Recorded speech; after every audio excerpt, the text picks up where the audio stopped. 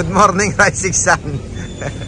Maaga pa lang, medyo talagang mukhang magiging busy kami maghapon. Merong mga dumating din sa Balwate natin mga kabisyo. Gaya itong kay Sir Naras. Merong ayusin lang ng bagya sa bumper at tapaludo. At iscan lang natin, medyo nag-usok daw kahapon. Kaya dito na dinerecho, dyan na sila natulog. At yung dalawang PMTC natin, babakbakin na ngayon yan.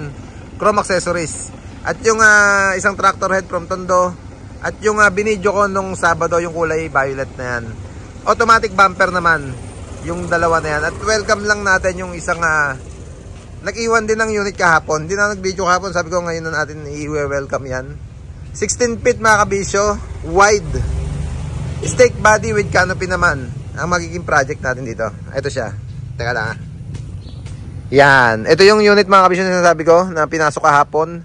Stake body with canopy ang project natin dito. Parang hindi siya nagkakalayo sa ganito.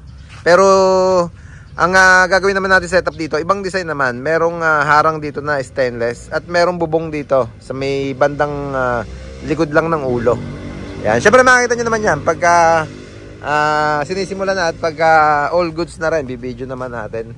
Yan, sabi ko mukhang talagang magiging busy kami ngayong maghapon, ngayong araw ng Lunes. Kaya mamaya na lang mag-update lang tayo sa mga video natin, doon sa mga project natin. Automatic bumper project, chrome accessories, at itong himasin natin bumper at tapaludo. At salang natin i-scan mamaya itong unit ni Sir Naras. Ayun